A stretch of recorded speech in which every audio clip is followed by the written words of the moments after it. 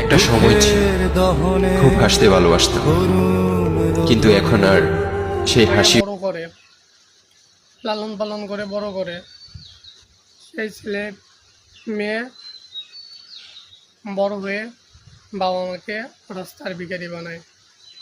হায় রে আমাদের বর্তমান সমাজ।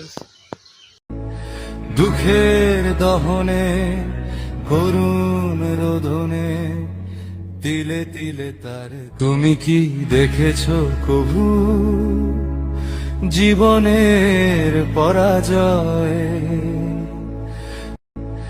দুঃখের দহনে করুণ রোদনে তিলে তিলে তার তুমি কি দেখেছো কভু জীবনের পরাজয়?